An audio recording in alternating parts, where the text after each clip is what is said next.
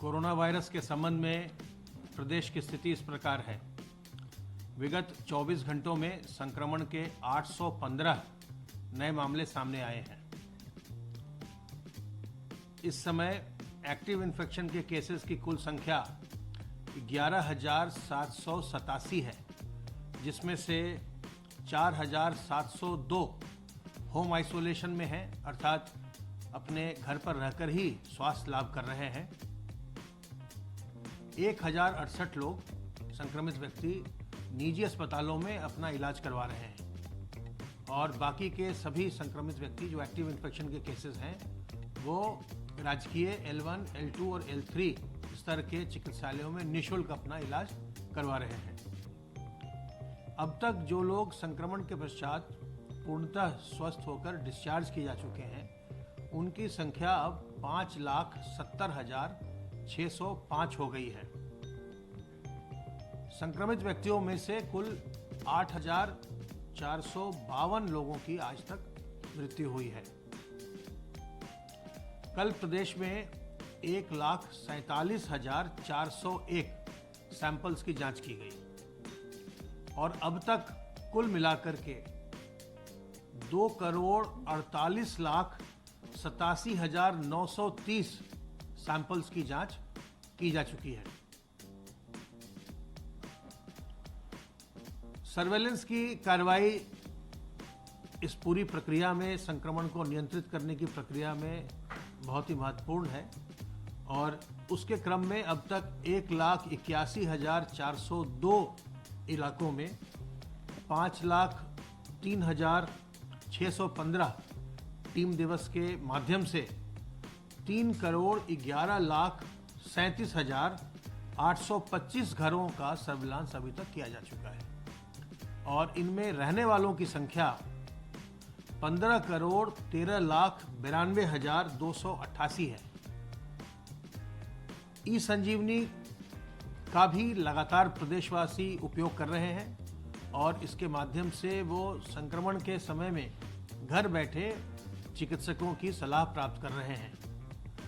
कल दिनांक 6 जनवरी को अपने राज्य के 5,358 लोगों ने ई संजीवनी पोर्टल पर घर बैठे डॉक्टरों से परामर्श प्राप्त किया और अब तक कुल मिलाकर 3,60,106 व्यक्ति ई संजीवनी पोर्टल पर डॉक्टरों की राय प्राप्त कर चुके हैं।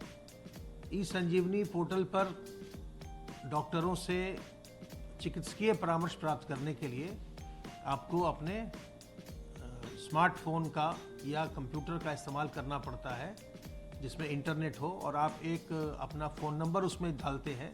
आप ई संजीवनी पोर्टल पर जाने के बाद रजिस्टर करते हैं, अपना फ़ोन नंबर डालते हैं तो आपको एक OTP प्राप्त होता है। जैसे ही आप OTP नंबर भरते हैं उसके बाद आप डॉक्टर से परामर्श कर पाते हैं और डॉक्टर से आपकी बातचीत बिल्कुल वीडियो कॉन्फ्रेंस के माध्यम से होती है। वो आपसे विचार विमर्श करते हैं, उसके पश्चात आपको वो दवाओं का प्रिस्क्रिप्शन भी लिख देते हैं। तो जब तक बहुत आवश्यक नहीं हो तो अस्पताल भी जाने की आवश्यकता नहीं है, घर बैठे ही आप चिकित्सकों की राय प्राप्त कर सकते हैं। दिनांक 11 जनवरी को हम पुनः द्वितीय बार और जो वैक्सीनेशन प्रारंभ होना है उसके पहले एक और विस्तृत ड्राई रन करने जा रहे हैं सभी 75 जिलों में और सभी 75 जिलों में प्रथम चरण के टीकाकरण में जितने भी केंद्रों पर टीकाकरण होना है और जितने भी केंद्रों पर जितने भी सेशन लगने हैं सबका पूर्वाभ्यास किया जाएगा।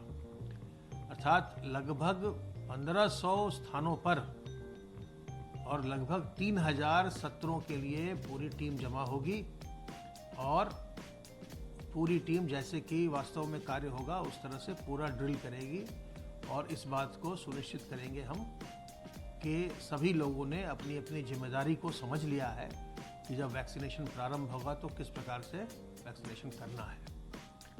तो ये कार्य 11 तारीख को होगा। पहला चरण हम 5 जनवरी को पूरा कर चुके हैं। दूसरा राउंड जो है ड्राई रन का वो हम 11 जनवरी को कर रहे हैं।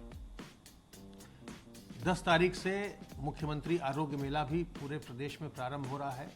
जितने भी हमारे ग्रामीण क्षेत्र के पीएचसी हैं और जो शहरी क्षेत्र के पीएचसी हैं, उन पर मेले लगेंगे और वहाँ पर लोगों को जो स्वास्थ्य की सुविधाएं हैं वो मुहैया कराई जाएंगी।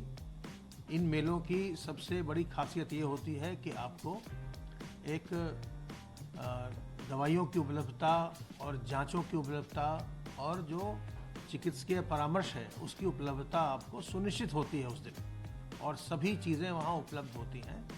तो जो बचाव के तरीके हैं, कोविड का प्रोटोकॉल है, उसको ध्यान में रखते हुए जो सोशल डिस्टेंसिंग है उसको आप पालन करते हुए और बाकी जो सैनिटाइजेशन की व्यवस्था है इन सब का पालन करते हुए ये कैंप्स लगाए जाएंगे, मेले लगाए जाएंगे। मुख्यमंत्री आरोग्य मेला, जिसमें कि सुदूर क्षेत्र के लोगों को स्वास्थ्य सेवाएं उपलब्ध हो सकेंगी।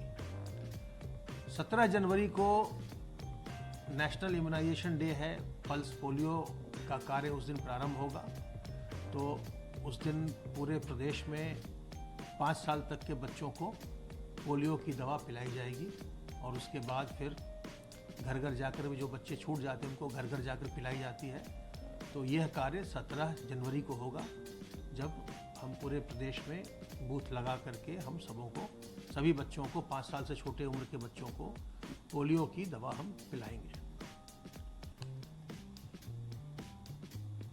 2 वैक्सीन को ड्रग कंट्रोलर के द्वारा अनुमोदन दिया जा चुका है भारतवर्ष में, और बहुत जल्दी उसका जो वास्तविक वैक्सीनेशन का कार्य है वो प्रारंभ होने की संभावना है। उसके लिए सारी तैयारियां हो रही हैं, लेकिन इसकी अभी कोई एक निश्चित दवा नहीं आई है। जो वैक्सीन होती है वो बीमारी को रोकने के लिए होती है। जब आप वैक्सीनेट हो जाते हैं, जब आपके भीतर एंटीबॉडीज़ बन जाते हैं, तो वो बीमारी आपको, वो संक्रमण नहीं होता है। लेकिन अगर संक्रमण हो जाए तो उसके लिए फिर हमको दवा चाहिए होती है। अभी इसकी कोई एक निश्चित दवा नहीं बनी है, और जो वैक्सीनेशन भी होगा उसमें भी आप तक वैक्सीन पहुंचने में कुछ समय लगेगा, क्योंकि प्राथमिकताएं बनी हुई हैं। तो जब तक आप वैक्सीनेट नहीं हो जाते और जब तक इसकी एक निश्चित दवा नहीं आ जाती है, तो सावधान रहना बहुत आवश्यक है, क्योंकि संक्रमण कम हुआ है, संक्रमण समाप्त नहीं हुआ है, संक्रमण अभी भी चल रहा है। और प्रतिदिन आप सुन रहे हैं कि कुछ लोगों को संक्रमण हुआ। तो इसलिए अभी सावधान सतर्क रहकर अपना बचाव करना ही सबसे अच्छा उपचार है। और जब आप कोरोना वायरस से अपना बचाव करते हैं तो जो तरीके आप अपनाते हैं उनसे आपको और बीमारियों से भी आपका बचाव होता है। जैसे जिसको हम स्वाइन फ्लू कहते हैं या H1N1 कहते हैं, उससे भी बचाव के यही तरीके हैं कि आप हाथ को साफ करते रहिए, मुंह और नाक को ढक के रखिए, लोगों से दूर रहिए। अगर आप अपने मुंह और नाक को ढक कर रखेंगे तो आप ट्यूबरकुलोसिस से भी बचेंगे। और अगर आप हाथ को साफ रख रहे हैं तो जैसे डायरिया, डिसेंट्री जैसी बीमारियों से भी बचते हैं।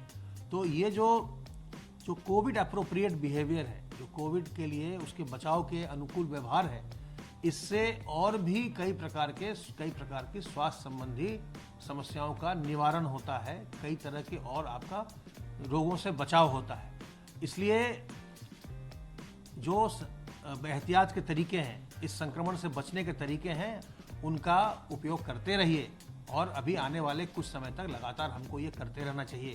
अपने हाथ को साबुन पानी से साफ रखिए, अपने मुंह और नाक को ढककर रखिए, मास्क से, गमछे से, रुमाल से, दुपट्टे से,